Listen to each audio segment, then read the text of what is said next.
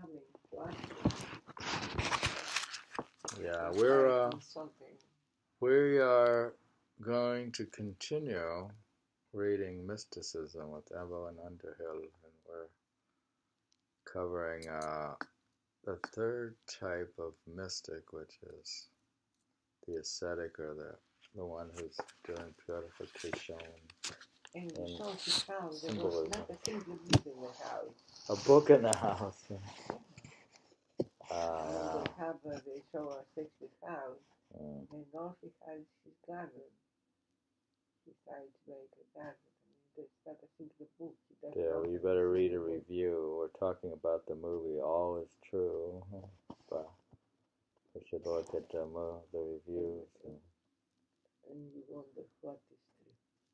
What is true? We're wondering what is true, so we're going to read Evelyn Underhill.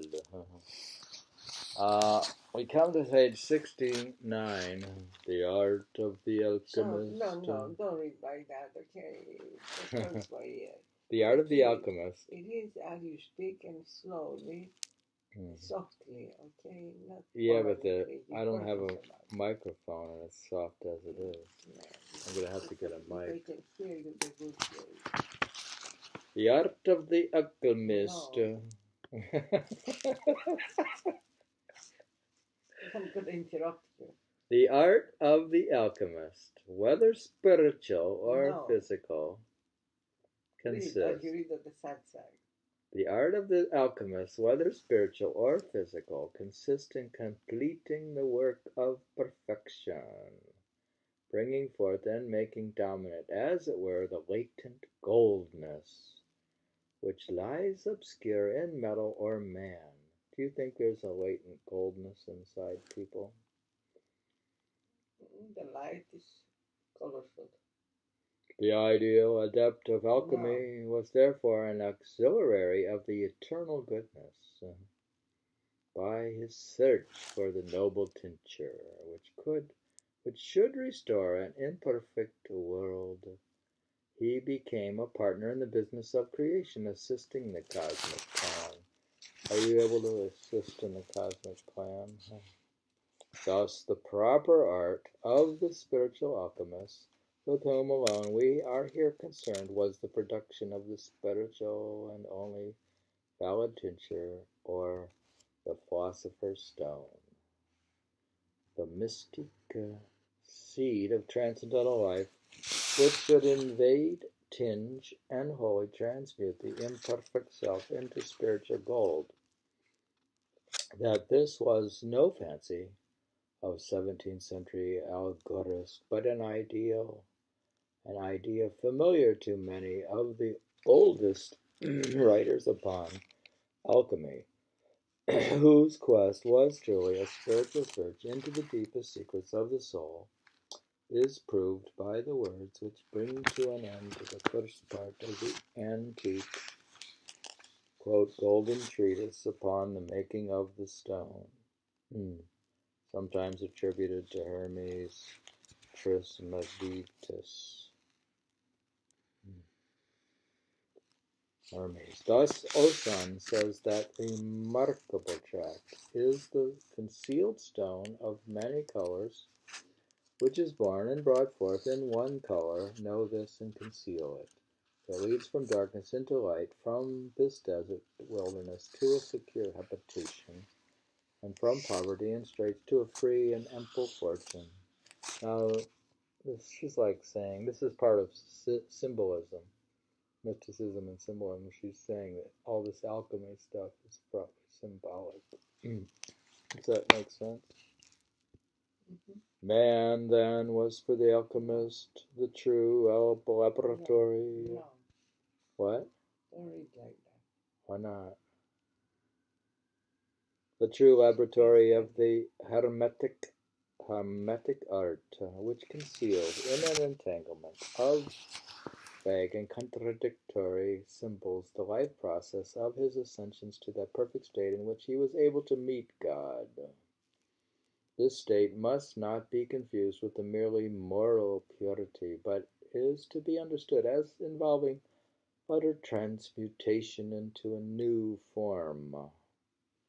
It It naturally followed from this that the indwelling Christ, the cornerstone, the Son of Righteousness, became for many of the Christian alchemists identified with the Lapis Philosophorum and with soul, S-O-L, Lapis, and was regarded both as the image and as the earnest of this great work.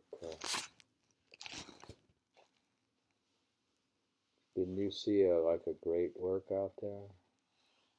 Great work. This is better than being greater than great. His spirit was the noble tincture, which can bring that which is lowest in the depth to its highest ornament or glory, transmuting the natural to the supernatural, operating the new birth. This, says Boehme, B-O-E-H-E-M-E, is the noble precious stone, a lapis philosophorum, the philosopher's stone, which the magi, or wise men, find, which tinctureth nature and generateth a new sun in the old. He who findeth that esteemeth more highly of it than of this outward world. For the Son is many thousand times greater than the Father. Again, if you take the spirit of the tincture, then indeed you go on a way in which many have found soul, S-O-L, but they have followed on the way to the heart of soul, where the spirit of the heavenly tincture hath laid hold on them, and brought them into the liberty, into the majesty, where they have known the noble stone, Lapis Philosophorum, the philosopher's stone, and have stood amazed at man's blindness, and seen his laboring in vain. Would you fain find the noble stone? ? Behold, we will show it you plain enough, if you be a magus, and worthy, else you shall remain blind still. Therefore fall to work thus, for it hath no more than 3 numbers. First tell from 1 till you come to the cross, which is 10, and there lieth the stone, without any great painstaking, for it is pure and not defiled with any earthly nature. Yeah. You know how all those shops have, astrology shops have all those stones and stuff? Gemology, the stones, the spiritual stones. In the stone there lieth hidden whatsoever God and the eternity, also heaven, the stars, and elements contain and are able to do. There never was from eternity anything better or more precious than this. It is offered by God and bestowed upon man. Every one may have it. It is in a simple form and hath the power of the whole deity in it. Do you know what they're talking about? The stone. Boehme is here using alchemic symbols. We're talking of symbols. According to his custom, in a loose and artistic manner, for the true Hermetic philosopher's stone is not something which can be found, but something which must be made. The alchemist, whether their search be for a physical or a spiritual tincture, say always that this tincture is the product of the furnace and Athanor, Athanor, and further that it is composed of 3 numbers, or elements, which they call sulphur, salt, and mercury. These of the great work, sulphur, salt, and mercury, however, must not be understood in too literal a sense.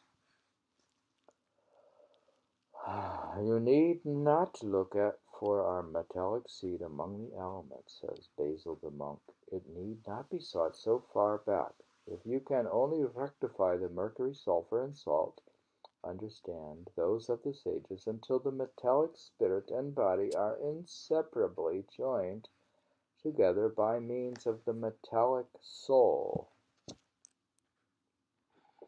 You, therefore, firmly rivet the chain of love and prepare the palace for the coronation.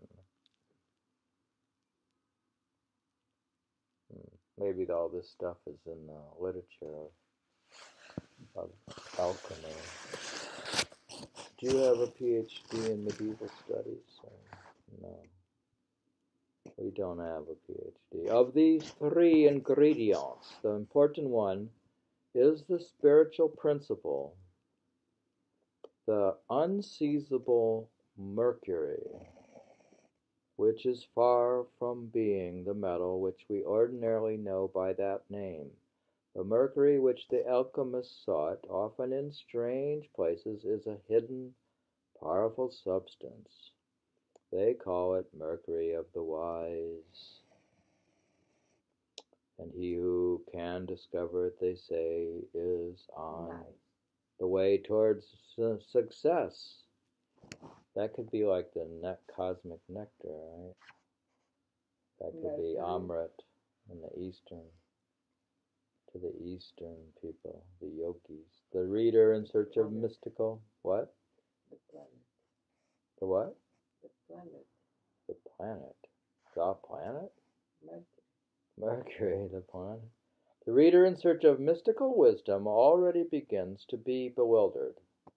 But if he persevere in this labyrinth of symbolism, see, we're really in a labyrinth of symbolism, he presently discovers, as Basil the monk, indeed hints, that the sulphur and the salt, or metallic soul and body, of the spiritual chemistry represent something analogous to the body and mind of man.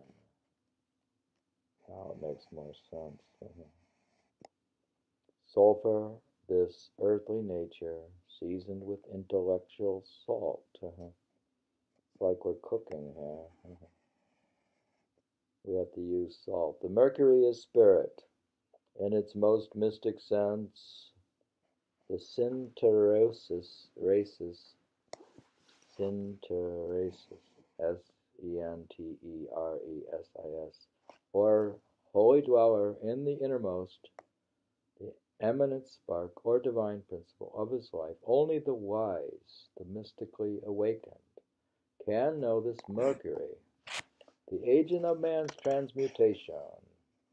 And until it has been discovered, brought out of the hiddenness, nothing can be done. This mercury, or snowy splendor, goodness, now it's snowy. Snowy splendor is a celestial body drawn from the beams of the sun and the moon. It is the only agent in the world for this art. It is the divine human, quote, spark of the soul, the bridge between gold and silver, God and man. You know they have a silver cord, right? And they have an astral body. About the sun? So, what about the sun? Just now? This mercury or snowy splendor is a celestial body drawn from the beams of the sun and the moon. It is the only agent in the world for this art. It is the divine human spark of the soul, the bridge between gold and silver, God and man. We read to page 70. We're talking about mysticism and symbolism in chapter 6 of Mysticism. This part was on sort of like alchemy, which is mostly symbolic. Any other thing?